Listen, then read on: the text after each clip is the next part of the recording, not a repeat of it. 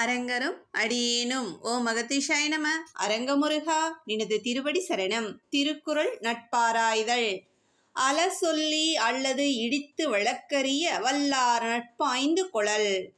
நாம் தவறு செய்தாலோ அல்லது தவறு செய்ய எண்ணினாலோ அத்தவறுக்கான நம்மை மனம் வருத்த செய்து அல்லது அல செய்து நம்மை நல்வழிப்படுத்தக்கூடிய உலக நெறிகளையும் இயல்பையும் ஒழுங்கையும் அறிந்துணர்ந்த திறமை உள்ளவரை ஆராய்ந்து நட்பாக கொள்ள வேண்டும்.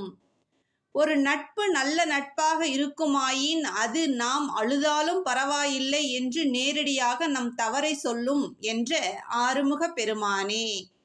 நண்பன் தவறு செய்தால் அறச்சீற்றம் கொண்டு நண்பன் அழுதாலும் பரவாயில்லை என்று உரிமையாக கண்டிக்கும் நண்பனே நண்பன் என்கின்றார் திருவள்ளுவ பெருமான். எந்த ஒரு நற்செயலை செய்ய வேண்டும் என்றாலும் நல்ல குணமான பண்பு அவசியம். தகுதியை வளர்த்து கொள்வதற்காக ஆரோக்கியமான சிந்தனையே நல்ல உணர்வை உருவாக்கும். தூய உணர்வே நற்செயலை செய்ய நம்மை இயக்கும். செவி ஒளியால் உண்டாகும் மாற்றத்தை விட கண் ஒளியால் உண்டாகும் மாற்றம் நிலையானதாக இருக்கும். இவ்விரண்டின் விளைவாலும் உருவாவது செயல். அதனால் உண்டாகும் மாற்றம் நல்ல பதிவுகளாக நமது ஆன்மாவில் பதிவாகின்றது. ஏனெனில் ஆத்மாவின் விழிப்பு நிலை என்பது கண்களின் வழியாகவும் செவி வழியாகவும் தான் ஏற்படுகிறது. உயிர்கொலை செய்து பிற உயிர்களின் துன்பத்தை கண்களில் பார்க்கும் போதும் அது துடிக்கும் போதும் சத்தத்தை கேட்கும் போதும் நமது ஆன்மா தவிக்க வேண்டும்.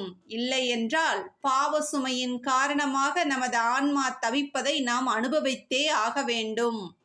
இறைவன் உருவாக்கிய உயிரை கடவுளாக மதித்து உணவு தந்து மகிழ வேண்டுமே தவிர அதை உணவாக உட்கொண்டு மகிழக்கூடாது என்பதை உணர்வதற்கே இறையின் அருள் இருந்தால்தான் அறிய முடியும்.